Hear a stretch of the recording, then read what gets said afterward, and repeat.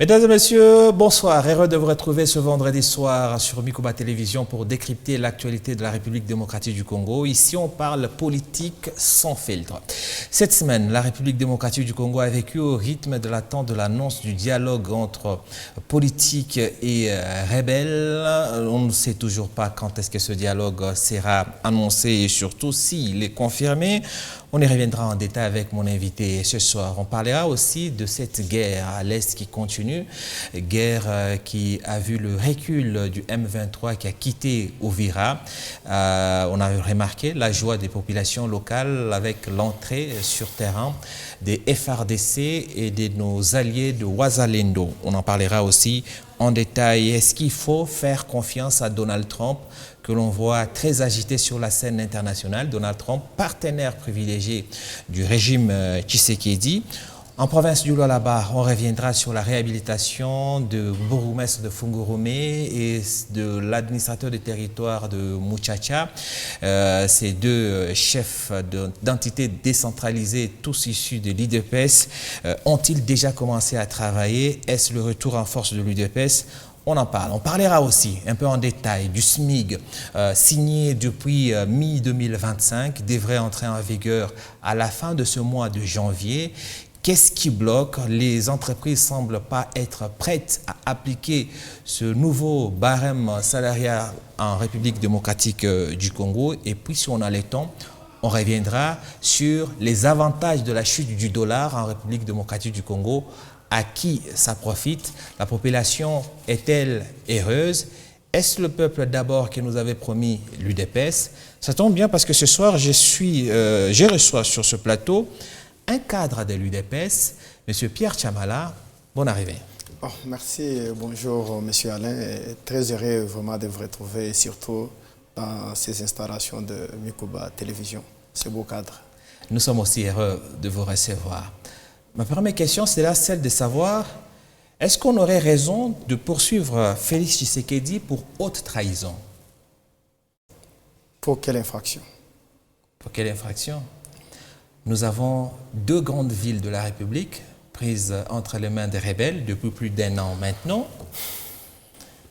La Constitution reconnaît au président de la République le droit de déclarer l'état de guerre. Or, jusqu'à aujourd'hui, on n'est toujours pas en état de guerre, malgré le fait que ces assaillants occupent deux grandes villes de la République et massacrent nos populations. Donc je reviens à ma question. Lui qui a juré de protéger les populations et notre intégrité territoriale, pour quelles raisons il ne proclame pas l'état de guerre pour que officiellement nous soyons en guerre? Est-ce pas une raison de le poursuivre pour haute trahison? Je ne pense pas que le chef de l'État, Félix-Antoine Tshisekedi, peut être poursuivi pour haute trahison par le fait de n'avoir pas déclaré officiellement ou formellement la guerre entre la République démocratique du Congo et le Rwanda. Mais dans le fait, nous les vivons du jour au jour. Vous avez vu tout ce qui se passe à travers le pays, dialogue ou négociation avec le Rwanda ou aussi les supplétifs d'M23. Et tous ces éléments prouvent que nous sommes pratiquement en guerre. Et vous n'allez pas attendre que cela soit déclaré officiellement. Mais ce qui est important aujourd'hui, notre pays, tout le monde est conscient que nous sommes en guerre contre le Rwanda et nous sommes victimes d'une agression de la part du Rwanda. Et plusieurs rapports les démontrent, notamment les rapports des Nations Unies. Les experts des Nations Unies ont relié la présence du Rwanda sur le sol congolais et toutes les actions que cette armée mène. Donc je pense que le plus important actuellement, c'est de comprendre que le pays est agressé, tout le monde est d'accord, et comment trouver des solutions pour qu'on mette hors état de nuit l'armée rwandaise qui malheureusement occupe certains espaces de notre territoire national. Et faire une déclaration de guerre, engager officiellement le pays en état de guerre n'est pas qu'une simple formalité. C'est un état dans lequel le pays va se mettre qui fait changer officiellement et légalement notre fonctionnement, notamment parce que si le président déclare officiellement la guerre avec l'autorisation de 2 chambres du Parlement, automatiquement, tous les efforts financiers vont être envoyés vers l'effort de guerre. La justice va être concentrée sur la justice militaire. Certaines institutions budgétivores vont être suspendus. Bref, ce n'est pas qu'une simple formalité. Et ne pas les déclarer veut dire qu'on peut comprendre qu'on sous-estime ou on sous-estime, voilà, c'est ce que je voulais dire, la guerre qui nous est imposée par les rebelles. Non, mais écoutez, je viens de le dire que... dans votre réponse, vous nous faites croire que, de manière pratique, on est déjà en guerre. Mais ce n'est pas qu'une question de formalité. Parce que s'il déclare la guerre, il y a beaucoup de choses qui vont être engagées pour nous permettre effectivement de gagner cette guerre. Vous ne pensez effectivement, pas? D'ailleurs, il y a plusieurs façons d'engager le pays dans cette dynamique. Vous vous souviendrez que cette partie de la République donc, était déjà sous l'état de siège. C'est des mécanismes qui étaient mis en place pour contraindre et mettre fin à tout ce qu'il y avait comme, tout ce qu'il y a comme hostilité.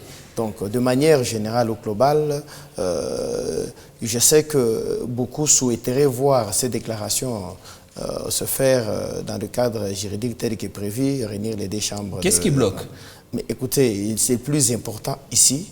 Ce n'est pas qu'il y a quelque chose qui bloque, oui, mais est-ce que le pays est en guerre, vrai ou faux? Le pays est en guerre et nous sommes engagés et vous voyez tous les efforts qui sont fournis pour enfin mettre fin à la création rwandaise. Le problème, c'est que quand on n'a pas officiellement déclaré la guerre, c'est que certains membres des institutions de la République se comportent un peu comme si on était en paix. Je donne l'exemple. Nous sommes en guerre, les rebelles font ce qu'ils font, les Rwandais font ce qu'ils font. On a un leader de l'Union sacrée, du président de la République, le vice-président du Sénat, M. Bahati, qui fait la fête à Dubaï, qui se filme et qui dit qu'il s'en fout de ce que l'opinion publique va dire. Qu'est-ce que vous pensez de cela? N'est-ce pas là une bonne raison que le président déclare officiellement la guerre pour couper court notamment à de tels agissements? Je crois que nous avons pris des mauvaises habitudes depuis un certain temps, de penser qu'il n'y a que les officiels ou les autorités qui peuvent avoir l'attitude de la guerre. Ah. D'ailleurs, même vous, je vous vois en veste. Ouais. Mais pourquoi en veste pendant qu'ils sont pendant la période de la guerre? Vous êtes en veste. Vous devez être pratiquement dans... Je ne dirige pas une institution. Non, mais écoutez, aujourd'hui, le pays est menacé. Ce n'est pas l'individu Félix Antoine Tshisekedi qui est menacé, c'est la République, c'est notre existence. Mais l'individu Félix Tshisekedi est une institution. Effectivement. Si on le cite ici, ce n'est pas parce qu'il est individu, c'est parce que c'est le garant de la nation. Effectivement, mais c'est lui qui porte ce combat. Mais vous devez comprendre que les combats dont nous faisons face actuellement, ce n'est pas un combat contre Félix Tshisekedi, mais c'est un combat de notre existence. C'est un combat de tout un avenir qui est mis en danger. Donc nous devons tous en tête se mettre, comprendre que le pays est agressé. Nous devons avoir une attitude qui montre que réellement nous sommes agressés. Vous avez évoqué le cas du vice-président du Sénat, l'honorable Bahati. Mais écoutez, je pense que nous exagérons aussi beaucoup. Comment? Nous exagérons beaucoup puisque ne pensez pas que le fait que nous sommes en guerre, on doit cesser de manger. Donc il y a On peut manger discrètement. Hein? Non, mais on ne peut pas cesser de manger. Que pensez-vous, c'est une parenthèse, parce que M. Bahati, l'honorable Bahati, est leader à l'Est, donc sa base se trouve dans les zones occupées par les agresseurs rwandais. Que pensez-vous que sa base pense des images qui circulent de lui en train de faire la fête alors que sa population est en train de souffrir, de mourir, d'être massacré? Écoutez, j'ai du mal à répondre à sa place puisque je ne suis pas porte-parole. Il est de votre mouvance. Oui, mais il est de l'Union sacrée. L'Union sacrée. L'UDPS, qui est la fille aînée de l'Union sacrée, il y a une certaine ligne de conduite. Oui, mais parce que quand vous me demandez, par exemple, à moi de ne pas porter une veste parce qu'on est en guerre, que diriez-vous à vos partenaires privilégiés de premier rang, qui sont d'ailleurs membres des institutions? Non, mais écoutez, je disais que je ne suis pas porte-parole du président Bahati. Je pense qu'il a estimé qu'il pouvait fêter ses 70 ans en dehors du pays. On ne peut pas quand même lui tenir un procès pour ça. Mais c'est un choix. Mais est-ce que vous validez cette manière de faire? Vous n'êtes pas son porte-parole, mais vous êtes acteur politique comme il l'est aussi en cette période. Est-ce une bonne image qu'il envoie à la population? Est-ce que vous êtes d'accord ou pas? Non, mais écoutez, il a fait un choix, et c'est le choix qu'il a fait. Vous? Mais moi, je ne peux pas émettre un point de vue sur un choix de quelqu'un. Okay. C'est un choix, et moi, je constate qu'il a choisi ce cadre pour fêter ses 70 ans. Donc, il est difficile aujourd'hui de me donner à cet exercice où je dois émettre un point de vue ou juger ses actions. Donc, ce qui est important, l'Union sacrée de manière générale, tous ceux qui accompagnent le chef de l'État, prennent la question de la création à la hauteur qu'il faut. Et vous voyez combien on s'est toujours mobilisé, on a toujours fait un bloc, et je crois que c'est le plus important. Récemment, le président de la République, le gouvernement central, notamment par la bouche du ministre de la Justice, ils ont officialisé la décision du gouvernement de déclarer nul et de nul effet toutes les décisions juridiques qui prendraient le M23 dans les zones qui les occupent, ça veut dire les actes de mariage, les actes de décès, les cessions de parcelles, etc., etc. Tout ça, c'est déclaré nul et de nul effet. Ma question, c'est, est-ce une bonne décision? Parce que ces décisions de justice prises sous l'ère du M23, c'est à la population que ça profite. Si, au retour de la paix, on déclare que toutes les décisions de justice décidées pendant l'occupation du M23 tombent, qui est le plus grand perdant? Oui, mais écoutez, malheureusement, c'est ça aussi le prix qu'il faut payer. Vous savez, nous sommes... la République démocratique du Congo ne peut pas cautionner une agression.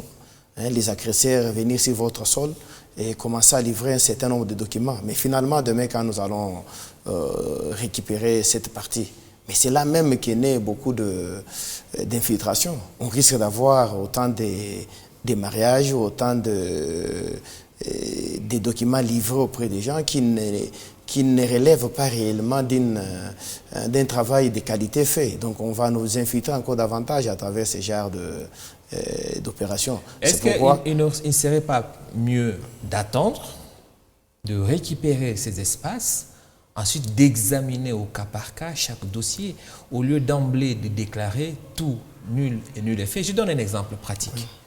Aujourd'hui, il y a un enfant qui naît à Goma, d'un père congolais et d'une mère congolaise. L'acte de naissance signé par une autorité d'état civil nommée par le M23. Quand le gouvernement va récupérer cet espace, on va déclarer quoi? Que cet enfant n'est pas né ou il n'est pas congolais? Le moment voulu, cette question sera traitée. Mais le plus important actuellement, toutes les actions ou tous les actes que le M23 pose dans l'ensemble doivent être nuls et sans effet. Ça, c'est une décision responsable de l'État congolais. Vous saluez cette décision? Et j'encourage. Vous l'encouragez. On va voir ce que ça va donner. On va ouvrir le chapitre du dialogue, parce que c'est l'une des voies choisies par le président Tshisekedi pour nous sortir de cet état de guerre dans lequel nous sommes défaits, et pas juridiquement.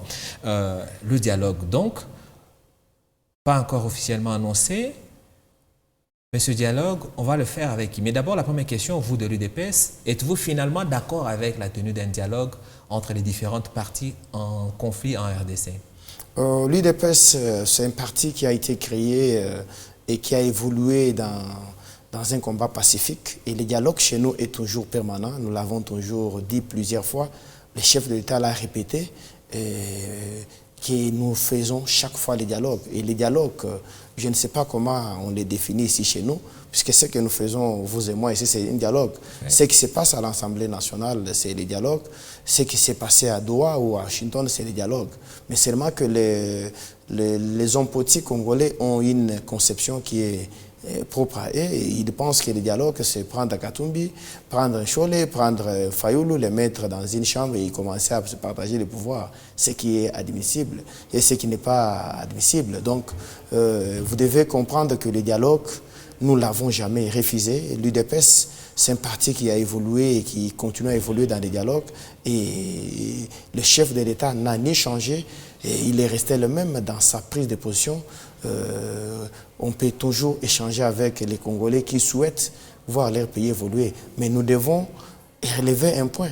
Lequel? Le Rwanda, Paul Kagame, avec sa bande, vous a dit il n'y a pas longtemps que le problème n'est pas Félix-Antoine Tshisekedi, le problème n'est pas les institutions actuelles, puisque le problème du M23 a existé avant Tshisekedi et que son problème, c'est les espaces. Alors, posez-vous la question et posez la question à tous ces opposants qui réclament dialogue, qu'ils vous disent si demain, lorsque nous allons nous mettre autour d'une table comme ils le souhaitent, par quel bateau magique Paul Kagame va faire ses valises pour rentrer chez lui, puisque ses appétits sur le sol congolais, lui-même le dit, ça existe il y a longtemps.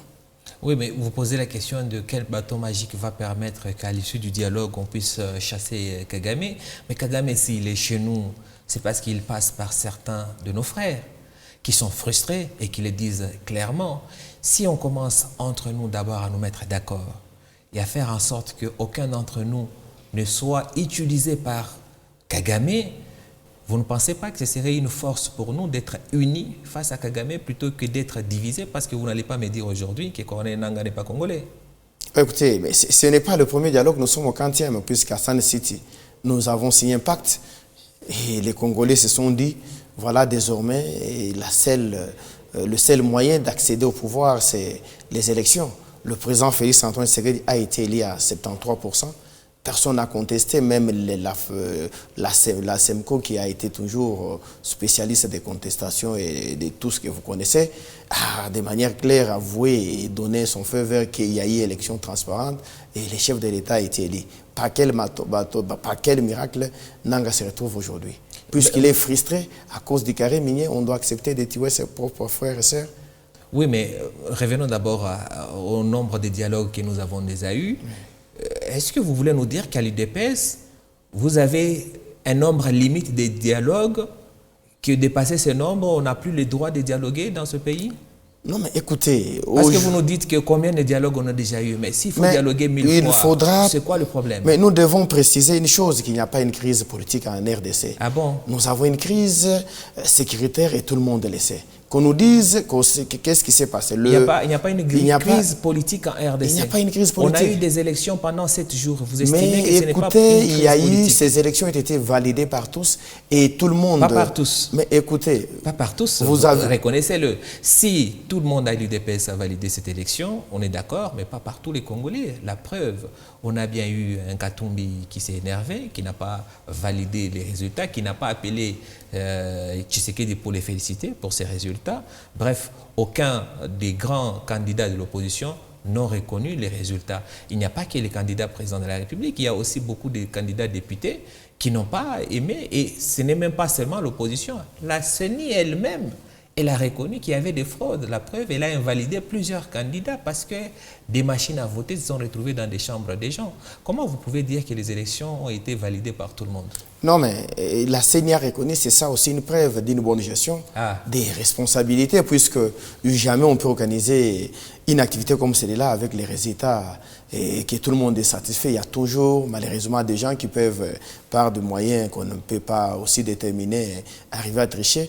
Mais nous ne sommes pas le premier pays à travers le monde. Même les vieilles démocraties, comme les États-Unis... Nous sommes quand même le premier pays à organiser des élections pendant 7 jours, alors qu'aucun texte ne les dit. Non, mais écoutez, je n'ai pas qu'aucun texte ne le dit, mais aucun texte ne dit aussi qu'en 2018, on pouvait demander à Ben de ne pas voter. Donc, ce sont des choses où nous nous retrouvons devant un fait accompli et qu'on doit adapter cette réalité. Vous ne pouvez pas aujourd'hui vous dire que tout ce que nous faisons, nous devons réellement, il y a des réalités que nous rencontrons sur le terrain. Mais est-ce que ce qui a été fait a entaché les résultats? On dit non. Puisque tout le monde, écoutez, vous avez cité M. Moïse Katumbi, mais c'est pour la première fois de son histoire, il les retiendra qu'il a participé à une élection démocratique et transparente, c'est grâce à Félix Antoine Tshisekedi. Il y a quelques temps, nous l'avons vu sillonner autour des pays frontaliers et on lui avait empêché. C'est ça même, c'est ce qu'on devrait condamner. Mais ici, il a compétit, il a échoué. Et malheureusement, il n'a pas la culture démocratique de reconnaître la défaite, ce que nous regrettons. Mais ce qui est vrai, il ne pouvait pas, dans les contextes où nous on s'est retrouvés, gagner une élection. Donc, on a trouvé qu'il n'avait pas ni discours à tenir, ni mobilisation, ni message à donner à la population. Vous confirmez donc qu'il n'y a pas de crise politique? Il n'y a pas de crise politique, nous avons une crise sécuritaire. Une crise sécuritaire. Et dont nous faisons face à une agression rwandaise. On a compris. Maintenant, vous avez commencé par nous dire que vous étiez d'accord pour le dialogue et à comprendre votre argument, vous n'êtes pas vraiment d'accord avec le dialogue. Vous allez dialoguer avec qui?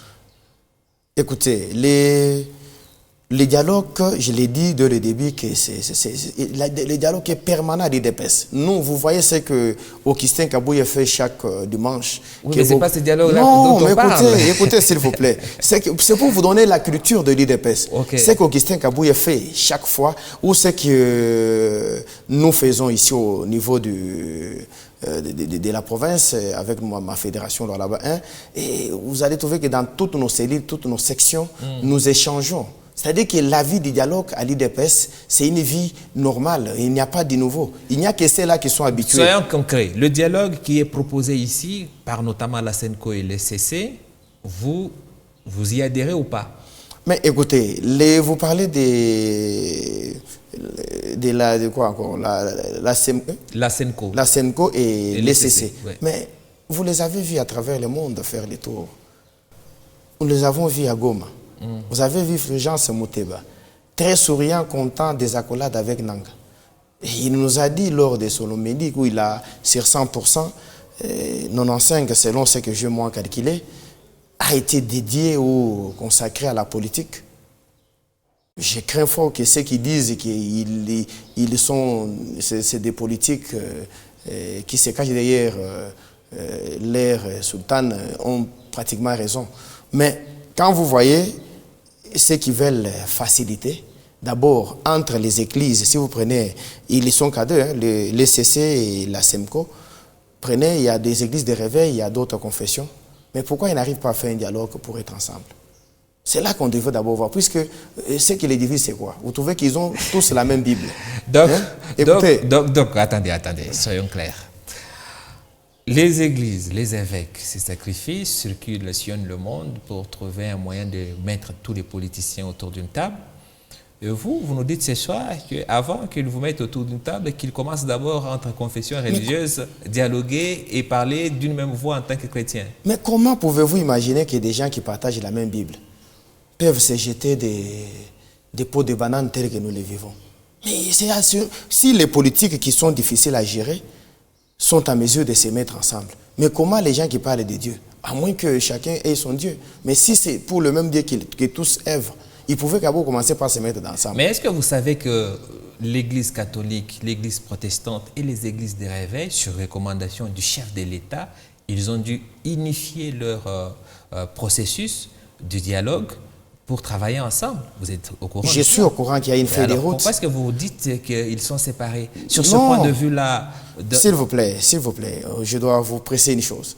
Je dis ici que ceux qui sont censés unir les politiciens, c'est un point de vue. Et qui sont censés unir les politiciens. Nous vivons dans nos sociétés ici, nous vivons tout ce qui se passe. Mais est-ce que ces gens sont unis?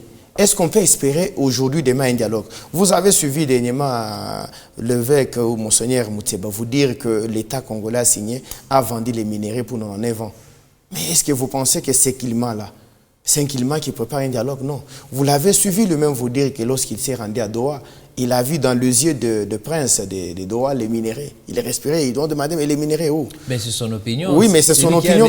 Mais nous aussi, en tant que peuple, nous qui les suivons, nous pouvons aussi lui poser la question. Ce n'est pas votre canal, bien sûr.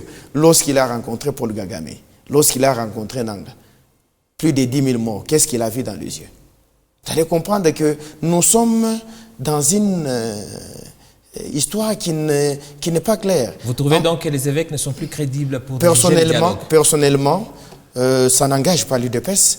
Je ne suis pas porte-parole du gouvernement, mais en tant que Congolais, je trouve qu'ils ne sont pas mieux placés pour ça. Puisque, allez voir dans le jet, dans leur façon, leur sortie médiatique, vous trouvez qu'ils ont un penchant.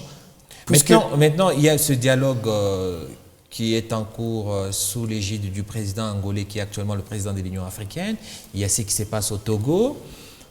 Sous quelle forme ce dialogue, selon vous, doit être réalisé? Est-ce qu'on va se retrouver à Luanda ou au Togo ou bien à Kinshasa avec ceux qui sont d'accord avec ce dialogue-là? Il s'agit d'un dialogue inter-congolais et tout doit se passer sur les sols congolais. Comment on peut déplacer les gens pour les amener ailleurs. Et moi, je souhaite même que ça soit, que ce dialogue, s'il aura lieu, bien sûr, qui se déroule sous le format de la conférence nationale souveraine, où on voit tous ces opposants qui passent leur temps dans des stades en train de se photographier avec les joueurs des Real et consorts. C'est Katumbi bizarre. Oui, mais qu'on lui demande, mais monsieur, toi, depuis que tu existes, tu es toujours en exil.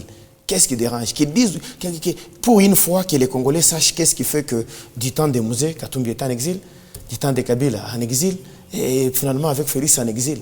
Et comme ça, on peut tirer des leçons. Côté du peuple. Non, mais maintenant qu'ils nous disent, c'est ce que nous souhaitons. Et moi, je pense que nous allons créer un mouvement, si le dialogue aura lié, que ce dialogue se tienne dans des conditions où nous sommes informés de ce qui se passe. Vous pensez que Corneille Nangaa va arriver à Kinshasa pour participer à ce dialogue? Mais s'il est congolais, il veut qu'il se tienne à Kigali, ça doit se tenir ici. Mais Sun City, tous les précédents dialogues, ça non, mais écoutez, nous ne pouvons pas... On est dans un conflit armé. Oui, il y a mais... une question sécuritaire qui se pose. Écoutez, nous sommes un pays qui a eu à tenir plusieurs dialogues et nous avons tiré des leçons sur ces dialogues. Si celui-ci aura lié, nous souhaitons que ça se tienne à Kinshasa. Si il doit se tenir à Kinshasa et que ça soit public, comme ce qui s'est passé en 1992, si je ne me trompe pas, avec la conférence nationale souveraine. Oui, mais il y a eu quelle suite à ça? Non, mais il y a eu quelle suite puisque l'AFDEL de triste mémoire est venu cacher la fête. Ce n'est pas l'AFDEL qui a arrêté la conférence nationale souveraine. Écoutez, nous étions déjà dans... Tshisekedi a été nommé Premier Oui, ministre. et malgré ça... Qu'est-ce qui a changé dans le pays Écoutez, après ça? malgré ça, nous on tenait fort et Mobutu était déjà sur le point de lâcher complètement et qu'on était déjà dans une phase... Bon? Oui, on était déjà dans une phase de transition. Malheureusement, on nous a amené les Rwandais qui ne veulent pas laisser notre sol. On nous a amené les Rwandais par Paul Kagame. Revenons un peu en arrière. Tout à l'heure, vous parliez de la crédibilité des évêques que vous mettez en doute. Mais ces mêmes évêques, c'est eux qui vous ont permis de prendre le pouvoir. C'est eux qui vous ont réunis pour l'accord de la Saint-Sylvestre. N'eût été cet accord, l'UDPS ne serait pas au pouvoir. À l'époque, ils étaient crédibles. Non mais écoutez, quelle était la suite de l'accord de Saint-Sylvestre? Depuis jusqu'à maintenant, on nous a promis le plan B, on nous a promis qu'ils avaient les noms qui détenaient du Premier ministre. C'est grâce à l'accord de Saint-Sylvestre que Tshisekedi a eu droit à participer aux élections. S'il vous plaît, non mais Tshisekedi n'avait pas un problème, Tshisekedi avait derrière lui ces peuples congolais et le parti UDPS qui l'accompagnait. Vous ne pensez pas que vous crachez un peu dans la soupe? Parce qu'on sait tous que si Kabila a eu à quitter le pouvoir, c'est grâce à la pression des catholiques, notamment avec les marches que les catholiques ont organisées. La plupart des morts qu'il y a eu pour les élections, avant les élections de 2018, ce sont des chrétiens catholiques. Thérèse Kapangala, c'est une sœur catholique. Ce n'est pas une militante de l'UDPS. Non, mais est-ce que vous pouvez vous rappeler des combattants incendieux à la 11e mairie dans notre permanence? Donc, les catholiques, nous, IDPS, nous avons payé les lourds tribus, nous nous sommes battus. Mais reconnaissez qu'eux aussi ont participé. Non, mais écoutez, ils ont participé, nous ne disons pas non. Mais vous devez vous mettre en tête que l'UDPS se battu. La preuve, lorsque nous nous sommes désolidarisés de l'Église catholique, il y a eu combien de marches qu'ils ont réussi? Ah, vous les mettez au défi? Non, mais il y a eu combien de marches puisqu'ils ont tenté en 2018, ça n'a pas fonctionné et jusqu'à maintenant. C'est pourquoi ils ont choisi les médias pour se spécialiser. Pour se spécialiser. Et revenons à la question de avec qui il faut dialoguer, parce que si tout le monde finit soit en prison, soit en exil, en prison, il y a déjà Chadari, Obeminaku vient d'être raflé aussi, il est en prison. Il y a le jeune Nathanaël Onokomba qui est aussi en prison militaire, s'il vous plaît. On n'a toujours pas compris pour quelles raisons. Il semble qu'on l'accuse d'avoir fait un tweet ou je ne sais pas quoi. Seth Kikouni en exil. Katumbi en exil. Kabila en exil. Vous allez finalement dialoguer avec qui à Kinshasa? Finalement, la liste est longue. Je commence par l'ancien président Joseph Kabila. Mais écoutez, nous avons suivi son parti politique de triste mémoire et nous avons suivi sa charmante épouse, Madame Olive, nous dire que mon mari est allé étudier. Et je ne sais pas si vous êtes le média, si vous avez les images de la célébration des fins d'études de Joseph Kabila. Mais malheureusement, nous l'avons quand même les images où il passe son temps à Rumagabo pour renforcer la capacité des militaires rwandais qui sont là pour massacrer et tuer les Congolais sur leur propre sol. Kabila forme les militaires rwandais. Mais il est là, vous l'avez vu, il est sécurisé par l'armée rwandaise. Il forme les militaires rwandais. Mais il est là, il passe dans ce camp pour faire quoi? Ces camps-là où il passe, il fait quoi là-bas? C'est vous qui avez l'information. Non, mais j'ai dit, il passe dans ces camps comment? Puisque quand il est à Goma, il est sécurisé par l'armée rwandaise, il est à l'aise là-bas. Il vit comment? C'est pour vous dire que ce sont des gens qui ont quitté librement ce pays sans aucun problème. Lorsque Kabila a pris la décision de quitter le pays, qui l'avait chassé? Il est parti seul. Moïse Katumbi, mais même nous l'avons vu quitter le pays et subitement nous le voyons souvent dans des matchs. Mais non, ne déformez pas l'histoire. Pour Kabila, il est poursuivi, condamné à mort. Non, avant que Kabila ne soit poursuivi. Il est bien informé, sûrement qu'il était au courant que vous montiez un dossier sur lui. Jamais. Katumbi, l'histoire de l'aéroport, c'est pour ça qu'il a quitté. Il a un dossier en justice? Ben, vous étiez en train de monter un dossier. Non, mais qui a monté? Puisque comment on peut se baser? J'ai dit, écoutez, si quelqu'un sent que le fait est en train de venir, il ne va pas attendre jusqu'à ce qu'il puisse brûler. Surtout que l'un de ses lieutenants a été, on va dire, assassiné, mais la justice a dit qu'il s'est suicidé. Chéribien Okende, d'heureuse mémoire. C'est normal qu'il ait eu peur. Salomon Kalonda a été arrêté, passé plusieurs mois en prison malgré la maladie. Vous pensez que Mukatumbi allait aussi patienter jusqu'à ce que vous allez mettre la main sur lui? C'est la même chose qui est arrivée à Kikouni. Il a senti, il a vu les signes de temps et il a fui. Donc je reviens à ma question. Si certains vous les avez jetés en prison et les autres vous les avez forcés à aller en exil, votre dialogue là de Kinshasa, vous allez le tenir avec qui? Non, mais je ne peux pas avaler ce que vous venez de dire puisque j'ai donné cas par cas de tous ceux-là que vous présentez comme les uns en prison, les autres en exil. Et je vous ai dit que Katumbi est parti. Et pour ses affaires privées, personne, à moins que vous me prouvez le contraire, il n'y a pas une action en justice contre Katumbi. Et il est parti. D'ailleurs, on sent seulement qu'il est libre quand il est à l'extérieur, puisqu'on le voit souvent dans des matchs de football où il a beaucoup de la maîtrise. Okay. Kabila était parti pour les études. Les Congolais attendent encore les résultats des études qu'il était parti là où il étudiait, puisqu'on voyait que des photos, pas des vidéos. Okay. Cette qui connaît, écoutez, ces jeunes hommes-là, qu'ils cessent de l'aventure.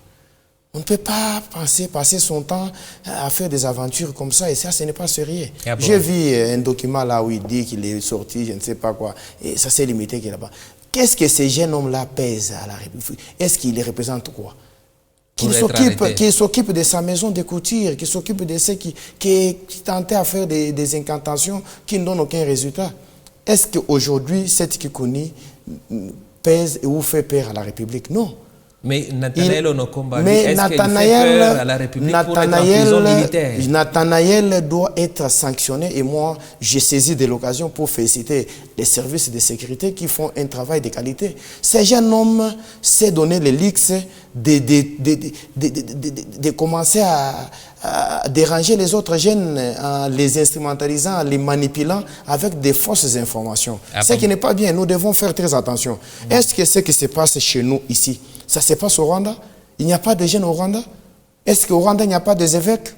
Mais il n'y a qu'au Congo où les gens se réveillent le matin. C'est le Rwanda l'exemple maintenant? Non, ce n'est pas l'exemple. C'est pour... Pourquoi vous le citez? Non, écoutez, je cite pourquoi. Puisque... Citez la France, citez l'Afrique du Sud, même la France, citez la Tanzanie, oui, mais écoutez, les États-Unis. Vous avez raison, je peux dire. Vous voyez ce qui se passe aux États-Unis? Vous avez vu les évêques s'opposer à ce que Trump souhaite prendre cette... Oui. Non, mais écoutez, ce n'est pas ça. Lorsque les intérêts du pays sont mis en danger ou lorsqu'il s'agit des intérêts du pays, nous devons être tous unis.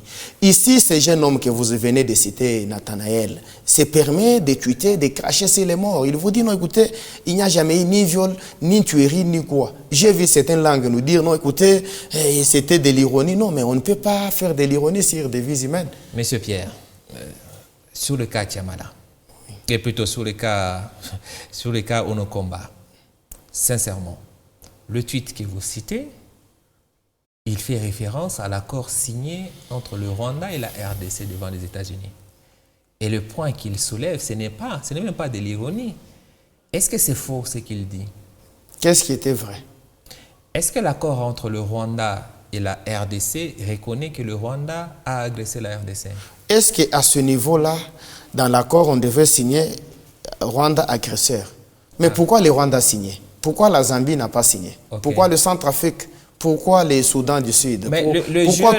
Pourquoi la Tanzanie? Le jeune homme a tout simplement dit que dans l'accord signé entre les deux parties, Rwanda n'est pas traité comme agresseur. Et ce n'est pas faux, vous n'allez pas me dire le contraire. Il n'y a aucun article dans cet accord qui dit qu'étant donné que le Rwanda a agressé la RDC par exemple, le Rwanda reconnaît et va payer je ne sais pas quoi à la RDC. Ce n'est pas dit dans l'accord. Au contraire, la RDC reconnaît héberger les FDLR et qui va les traquer pour les ramener au Rwanda. Non mais écoutez... C'est dans l'accord ou pas? Écoutez, évitez d'exagérer. Aidez-nous alors. Évitez d'exagérer. Je reviens sur le cas de Nathanaël. Bien oui, on est là. À qui je lui souhaite un bon séjour là où il est. Il doit comprendre que la politique n'est pas de l'agitation. Okay. Il doit savoir qu'est-ce qui doit sortir de sa bouche et qu'est-ce qui ne doit pas sortir. Okay. Alors, si vous estimez qu'il a été arrêté abusivement, mais d'ailleurs c'est une occasion pour lui, il aura un procès équitable où il doit expliquer réellement sa pensée. Puisque lorsqu'on vous arrête par le service de sécurité, ne vous mettez pas en tête directement qu'on vous arrête et vous êtes déjà condamné. Non. Il aura droit à la défense. Il va expliquer, écoutez, ces tweets, je voulais tout simplement expliquer ça, je voulais cela. Et c'est ça même l'état de droit. Moi, je ne sais pas comment vous concevez la notion d'état de droit. C'est-à-dire qu'on doit régler les problèmes dans des réseaux. On dit non, écoutez, non, c'était ça, on lui laisse, non. Il a été interpellé et mis en disposition de la justice. Non, il n'y a pas été. Non, mais écoutez, lorsque les faits sont graves, lorsque vous apprenez qu'ici, j'ai dit ceci. Il y a eu beaucoup de temps entre le tweet et son j'ai dit ceci. Non, mais les services peuvent prendre le temps qu'il faut. Vous n'allez pas demander à la justice, il fallait agir le matin. Non, mais écoutez, la justice elle-même sait pourquoi. Elle a pris ce temps. Nous devons faire confiance à la justice. Imaginez-vous qu'ici, à Mikouba, vous vous réveillez le matin, on vous dit non, écoutez, monsieur le directeur, il y a quelqu'un qui vient de voler la caméra. Et vous allez au parquet pour chercher une convocation? J'ai fait quoi? Mais la première des choses, écoutez, c'est neutraliser les messieurs. Attention avec les termes neutralisés. Bon, écoutez, moi je ne parle pas de neutraliser selon l'armée. Hein. Je parle de neutraliser, c'est-à-dire qu'on nous écoute. Oui, voilà. Ce n'est pas neutraliser selon l'armée, c'est-à-dire que la première des choses, pour celui qui vient voler, si la police est à côté ici, on n'attendra pas à mettre en place une procédure. Donc, le cas de Nathanaël, vu les faits, vous savez que nous avons une jeunesse, nous avons un pays agressé, que nous devons avoir un discours qui va dans le sens du patriotisme. Je le vois avec une longue chevelure. Ça me fait penser à certains de nos héros. Mais il devrait avoir cette capacité de comprendre que lorsqu'il rencontre le jeune, il doit les mobiliser, il doit les amener vers... Pour la patrie et non contre la patrie. Oui. Mais ma question, vous n'avez toujours pas encore répondu. Laquelle? Si tout ce beau monde ils ne sont pas sur le point de participer au débat, au dialogue, Katumbi, etc. en exil, les autres en prison, vous allez dialoguer avec qui? Avec Kabound? Mais écoutez, j'ai dit ceci, il y a des gens qui d'eux-mêmes décident de quitter le pays, décident de vivre ailleurs. La plupart de tous ces gens dont vous venez de citer là, c'est des gens qui vivaient, ils ont des résidences, c'est là qu'ils vivent. Ils vivent généralement là-bas. Et ils sont là à l'aise et ils créent un peu des histoires pour vous pensez que même dans une configuration normale, vous voyez M. Katumbi dans une salle en train de faire un dialogue. Vous ne verrez pas de délégués? Vous voyez Katumbi tel que vous le voyez là, dans une salle en train de dialoguer. Il enverra des gens. Et vous dites donc pour ce dialogue, même s'il n'est pas là, il viendra. Le président de la République semble être d'accord pour ce dialogue parce qu'on l'a vu confirmer que les propositions de l'Angola sont une bonne chose, même si dans le fond, il ne nous a pas dit de quoi il s'agissait. Vous, de l'UDPS, si jamais demain il y a dialogue, qu'est-ce que vous attendez exactement de ce dialogue? Parce que certains, à l'Union sacrée, disent que s'il y a dialogue, ça suspend automatiquement le mandat du chef de l'État. Effectivement. Et que ça prolonge au-delà de 2028. Qu'est-ce que vous allez aller demander au dialogue? Mais le dialogue sera le bienvenu puisque c'est à travers ce dialogue que l'UDPS mettra toutes ses cartes ou tout ce que nous avons connu comme je ne sais pas, nous sommes victimes de beaucoup de choses. Vous savez, le président accède au pouvoir en 2018-2019 et que 2 ans plus tard, nous avons cette fameuse épidémie de Covid-19 et dans la foulée, c'est les FCC de triste mémoire qui a créé tout ce que vous connaissez là. Et vous voyez comment ça s'est passé. Les FCC dont les membres font partie de l'Union sacrée quand même. Mais écoutez, jusqu'à aujourd'hui. Mais c'est déjà réformé. Oui. C'est des gens qui ne sont pas les mêmes. Donc les gens que vous voyez aujourd'hui, ils n'ont pas les mêmes habitudes puisque les coachs n'est pas le même. Okay. Oui, il s'agit du président Félix Antoine Tshisekedi. Tshisekedi. Maintenant bien, il ne pille plus les richesses de l'État. Vous avez aujourd'hui tout ce que vous voyez comme réalisation. Nous n'avons jamais dit que tout est parfait. Mais aujourd'hui, pouvez-vous dire que les choses évoluent très bien. Alors, à ce dialogue, la question de la Constitution, ça c'est ce qui m'engage, moi. Cette Constitution pose problème. Même les patins d'IM23, Nangala a évoqué ça. Il a continué à les appeler pantins. Oui, mais il a souhaité qu'il y ait le fédéralisme. C'est-à-dire, quand on pense au fédéralisme, automatiquement... On doit réviser la Constitution. Mais par quel mécanisme? Donc, c'est-à-dire que tout le monde... Dans le cas des charges, vous allez partir avec l'idée de toucher à la Constitution. Moi, je ne suis pas ici porte-parole de l'IDPS, mais j'interviens comme citoyen congolais. J'ai dit que... À ces dialogues, s'il m'était demandé de donner des éléments ou des sujets à débattre, il y a la question de la Constitution, il y a la question du mandat du chef de l'État. Comme vous le constatez vous-même, aujourd'hui, les pays, ils se battent comme... je ne sais pas comment qualifier ça. Tout ça, c'est pour arriver à donner... Donc, tout ce qui se passe en ce moment, ça a suspendu le mandat du chef de l'État. Mais comment pouvez-vous imaginer que nous allons un dialogue pour organiser les élections en 2028? Il n'y en aura pas. Il n'y en aura pas. Il n'y en aura pas. Quel mécanisme? Puisqu'aujourd'hui, tout ce qu'on a comme ressources est dirigé vers la zone Est où nous sommes victimes d'une agression. Oui, pourtant, les militaires au front semblent ne pas toucher ces je ne suis pas porte-parole. Il y a des rapports de l'IGF qui les confirment. Je ne suis pas porte-parole de l'armée et je n'ai pas ces rapports ici pour confirmer ou infirmer. Moi, ce que je sais, que le gouvernement se bat pour que nous arrivons à récupérer... Sur les 20 milliards du budget national, tous les 20 milliards partent à l'Est. Que nous arrivons à récupérer les territoires occupés. Donc, je ne peux pas aujourd'hui me permettre de commenter ou de donner un point de vue sur le fonctionnement de l'armée puisque je n'ai aucune spécialité. Très bien, merci beaucoup. Au champ de chapitre, parlons du SMIC qui était censé améliorer les conditions de vie des Congolais. Décision prise par le gouvernement souminois depuis mai 2025 qui faisait passer le SMIC de 14 500 à 21 500.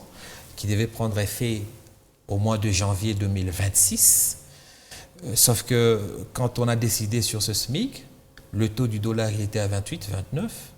C'était pour rattraper ce décalage entre la vie réelle, le taux, et ce qu'on payait aux fonctionnaires et aux travailleurs congolais. Entre-temps, la Banque centrale a réussi à faire baisser le taux du dollar. On y reviendra après ce sujet. Donc le dollar descend à 21. Aujourd'hui, donc, on a une difficulté. Le SMIC a été fixé pour rattraper 28 000 francs. Le 28 000 francs, le taux du dollar a baissé. Donc, le SMIC se retrouve donc plus supérieur que ce qu'il était estimé lors de la décision de la Première ministre. Aujourd'hui, est-ce que vous estimez qu'il faille maintenir cette décision? Est-ce que ça ne va pas mettre en difficulté d'abord le premier employeur qui est l'État congolais?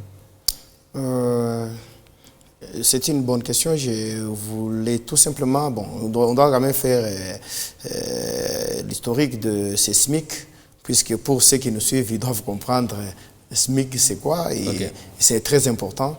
Il s'agit du salaire minimum interprofessionnel garanti. Et tout est parti en 2008 avec l'arrêté qui avait été signé en ce temps. Et à cette époque-là, en 2008, les SMIC étaient à 1680. C'est-à-dire quoi? Tout travailleur, dans n'importe où il se trouve, le minimum du salaire qu'il doit toucher doit être, comme en 2008, c'était 1680. Donc 1680 par jour. Et quand vous faites fois 26 jours, ça vous donne un montant, sans compter les autres avantages, hôpital, logement et consorts. C'est-à-dire que si nous faisons un petit calcul, si vous le permettez, vous allez comprendre qu'en 2008, si vous prenez 1680 fois 26, ça nous fait pratiquement 4368. 40 000. Oui. 40 000. Oui. Alors, vous allez comprendre que en 2008, c'était ça le SMIC. Oui. Et de 2008 jusqu'en 2018, nous sommes partis de 1680 à 7075 francs. Et pendant 6 ans, il n'y a pas eu une grande évolution. Et à partir de 2018 jusqu'en 2025, nous sommes partis de 7775 à 14 500. Ok, c'est ça. Donc, pour ceux qui nous suivent, ils doivent comprendre que vous prenez cette somme-là, vous multipliez fois 28 jours, c'est ça les jours que tout le monde preste, et vous avez les montants ou le salaire minimum. Voilà. Quelqu'un qui travaille dans n'importe quelle entreprise. Donc, c'est ce que l'État congolais a prévu pour que les gens vivent quand même un peu mieux. Donc, vous avez cette somme-là. Et de j'ai parlé de 2018 jusqu'à 2025, et cette année ici, 2026, au mois de janvier, ici, dès la paie de ce mois, il est prévu que les gens touchent 21 500 par jour. Donc, vous êtes, je ne sais pas comment, bon ou je ne sais pas qui. Le salaire le plus bas payé, ça doit être 21 000. 21 000 500 fois 26 jours. Oui. Sans compter les autres avantages, entre autres les logements. Oui, qui sont garantis évidemment. Oui, qui sont aussi garantis et suivis par l'inspection du travail. Ma question maintenant, c'est avec la réalité économique aujourd'hui, est-ce que cette mesure doit-elle être appliquée parce que la Première ministre continue des réunions encore, parce que la semaine dernière, elle a tenu des réunions avec le patronat, avec les syndicats, etc. Et le patronat, donc l'association des patrons congolais, n'est pas très chaud à appliquer cette nouvelle mesure parce qu'elle va mettre les caisses des entreprises en difficulté. La question, je vous la repose, est-ce qu'il faut maintenir cette décision?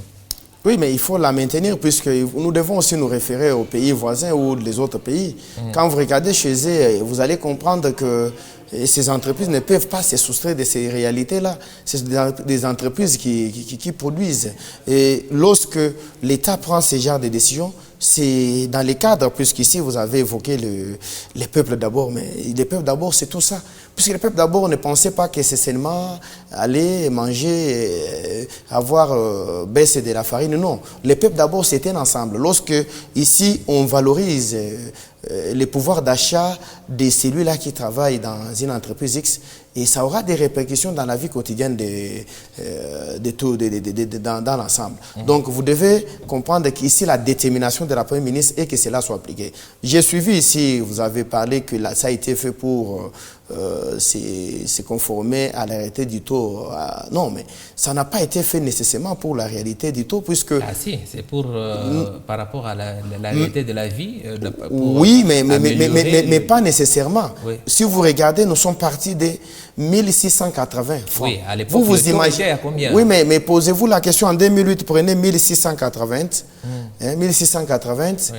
C'était ça ce qu'un Congolais pouvait toucher par jour. Mais le taux du dollar était à combien? C'est ça la bonne référence. Oui, c'est ça, je ne refuse pas. Mais actuellement, quand vous prenez aussi, c'est depuis 2018 jusqu'à 2025, vous allez comprendre qu'on a pratiquement doublé. Mais quand vous prenez l'histoire du SMIC, vous allez comprendre que ça a été fait graduellement. Oui. Mais avec l'arrivée du président Félix Antoine Tshisekedi et la volonté politique, on a doublé à partir de 2018 jusqu'à 2025. Et cette année, dès la paie de ce mois, bien sûr...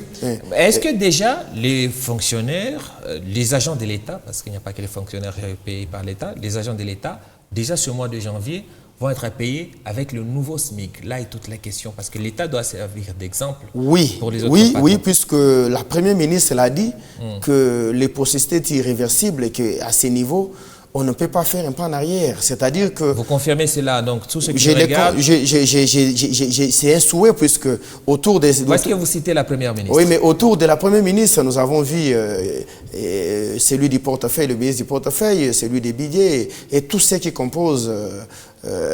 Si le ministre des Finances a eu du mal à payer les gens en décembre, avec l'ancien SMIC, est-ce que vous pensez qu'aujourd'hui, parce que si on applique le nouveau SMIC, on va donc doubler les salaires des agents de l'État.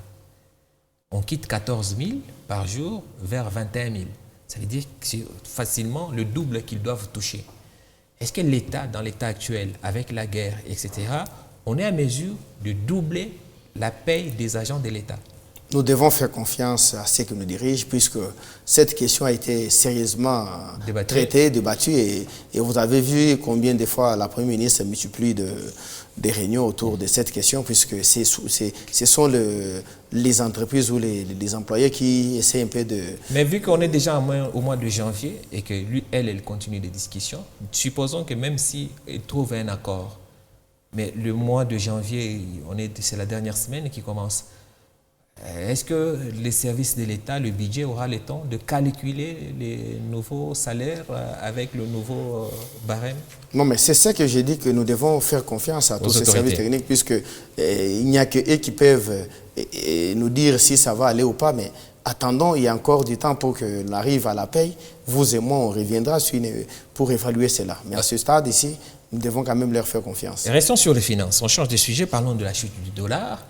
Depuis septembre de l'année dernière, l'UDPS a fêté la chute du dollar. On vous a vu, c'était en tout cas parmi les partis qui sont satisfaits plutôt de cette chute du dollar. La question c'est, à qui ça profite cette chute du dollar? Est-ce que la population se retrouve? Parce que c'est bien beau de faire chuter les dollars, mais est-ce que les prix des denrées sur le marché suivre cette chute du dollar? Devons d'abord commencer par corriger ce que j'ai entendu. L'UDPS n'a pas fêté, c'est le peuple congolais. Ah, ok. Donc vous devez toujours... Je crois que vous aimez beaucoup plus mélanger. L'UDPS, c'est... Mais c'est parce que j'ai l'UDPS sur le plateau. Oui, effectivement, mais c'est le peuple congolais dans l'ensemble. Ok. Et vous allez voir que c'est là qui n'ont pas fêté, c'est là qui tiraient des ficelles lorsque l'été du dollar était assez... Je pensais que vous allez dire que ce sont des Rwandais. Mais écoutez, les Rwandais, ce n'est pas seulement par la nationalité, mais la mentalité peut être... Vous pouvez avoir une mentalité rwandaise, puisque les Rwandais, c'est l'incarnation du mal. Les Rwandais, c'est l'incarnation du mal. Donc on peut, si demain, par malheur, j'ai dit, monsieur Alain, vous êtes Rwandais, ne pensez pas que vous êtes Rwandais, parce que souvent, les gens ont des confusions. Les gens disent que quand on dit non, tel est Rwandais, automatiquement, ça veut dire qu'il est des nationalités rwandaises. Non, mais la mentalité que vous avez, la prédation, les comportements de ne pas voir son semblable vivre en paix. C'est ça être rwandais. D'accord. Donc, la chute du taux du dollar, vous dites que ça profite au peuple congolais. Pourtant, on a l'impression que ça appauvrit la population. Quand on voit les prix, malgré une petite baisse de certains articles, mais quand on fait les calculs, on se rend compte que ce sont les commerçants qui sont gagnants dans l'affaire et pas la population. Écoutez, je crois que je vous ai suivi dernièrement sur cette question. Effectivement, il y a baisse des taux des dollars et ça devait entraîner une baisse sensible de certains produits de première nécessité. Mais ça a pris du temps. Mais quand vous regardez dans l'ensemble, il y a eu quand même baisse. Vous-même venez de reconnaître, il y a eu baisse, mais nous souhaitons. Non, il n'y a pas eu baisse. Non, il y a eu baisse puisque moi, Pierre, je vois... Donnez-nous un seul article qui a baissé. Je vois un bidon de 5 litres d'huile végétale qui revenait à 32 000 francs. Ça se vend à 23 000 francs. Ok. Ça, c'est dans quel marché? Non, mais je ne peux pas faire la publicité des supermarchés ici. Ok. Et il y a autant d'autres choses qui ont eu à connaître cette baisse. Et je donne aussi l'exemple de la farine que nous avons payée il y a quelques temps à 52 000 francs, 53, qui revient aujourd'hui à 37 000 francs. Ce sont des faits, ça nous vivons avec. 53 000 francs, 37. Le problème, c'est que vous ne donnez pas de références. Parce non, que, mais effectivement, au moins que vous me donnez, moi, là, l'autorisation de faire une pub pour une maison. Allez-y, donnez une... Non, mais je ne peux pas le faire puisque cette maison-là ne m'a pas payé. Le problème ici, c'est quoi, M. Pierre? c'est que le Congo ne produit pas ce que nous consommons. La majorité des biens et services que nous consommons viennent de l'extérieur. Et à l'extérieur, on n'utilise pas le franc congolais. Tu ne peux pas acheter quoi que ce soit en dehors de la République avec le franc congolais. Nos commerçants importent tout à l'extérieur, donc en dollars. Pour bien calculer leur marge de bénéfice, il faut convertir en dollars. Quand vous prenez leur prix d'achat en dollars et prix de vente en dollars, vous constatez que sur tous les produits, les marchandises ont plutôt augmenté. Alors que là où ils importent les biens, les prix n'ont pas bougé. D'où on vous dit, peut-être que d'apparence, les prix ont baissé en francs. Mais ces francs, quand vous les convertissez en dollars, les prix augmentent. Et c'est ça l'énorme difficulté. Vous êtes dans la zone du Katanga, la majorité, je dirais même 99% des entreprises au Katanga payent en dollars. Ce qui crée une difficulté. C'est bien facile pour les agents de l'État qui sont payés en francs. Mais ils représentent quel pourcentage? Tous les fonctionnaires, les agents de l'État sur l'étendue du territoire national ne sont pas plus de 2 millions. Or, nous sommes plus de 100 millions d'habitants. Comment est-ce qu'on peut fêter pour une telle nouvelle? C'est une question que je vous pose très rapidement, comme ça on passe à autre chose. Oui, mais vous avez évoqué les cas des commerçants. Moi, au-delà de la politique, je suis entrepreneur quelque part. Oui. Je sais que des fois, ça profite beaucoup aussi aux commerçants. Je vous donne un exemple, en citant un pays. Les taux ici est à 220. Et quand vous allez à Dar es Salaam, actuellement, ils sont à 245, presque 250 dans certains marchés. Ce qui fait qu'un commerçant qui paye ici... Les francs congolais, ça c'est... Non, les shillings, on a pratiquement, malgré les... C'est les dollars que vous allez convertir en oui, mais maintenant, c'est les dollars. Mais écoutez, quand vous prenez leur monnaie et notre monnaie, au-delà des noms, mais c'est pratiquement, ils ont un billet de 10 000, de 5 000, de ça. Et quand quelqu'un qui change ici chez nous à 220, il va là-bas, il change en cette monnaie-là à 245, 250. Mais il ne connaîtra pas ça. Ce qu'il faut ici déplorer et condamner, c'est des fois les comportements des Congolais et certains commerçants. Puisque vous avez changé ici à 220 et vous arrivez là où vous achetez, vous les faites à 245, 250. Comment vous allez aujourd'hui dire que vous travaillez en perte? Vous ne travaillerez pas en perte. Il ne travaille pas à perte. Aucun commerçant ne travaille à perte. Oui, c'est pour ça qu'il ne s'est pas. Oui, c'est seulement nous souffrons, malheureusement fini. Nous souffrons de culture, donc de l'amour dans notre pays. Si les gens avaient de l'amour, il y a des choses aujourd'hui qui ne devraient pas nécessairement revenir à ces prix. Je peux vous scandaliser en passant. Un mot, juste un mot. Oui, en passant, prenez les hôtels ici. Vous avez un hôtel qui coûte 100 $ ici, c'est un hôtel qui coûte 10 $ ailleurs. Pourquoi on arrive à les mettre à ce prix? Merci beaucoup, M. Pierre Tchamala. Malheureusement, on n'aura pas le temps de prendre tous les sujets. C'est moi qui vous remercie de m'avoir donné cette occasion. Merci aussi à vous pour votre fidélité. Politico, c'est à suivre tout ce week-end en rediffusion. Nous sommes disponibles sur tous les réseaux sociaux. À voir et revoir sur l'application MyCanal du groupe Canal+. Moi, je vous retrouve le vendredi prochain, Dieu voulant, pour un autre numéro de Politico. D'ici là, merci de nous rester fidèles.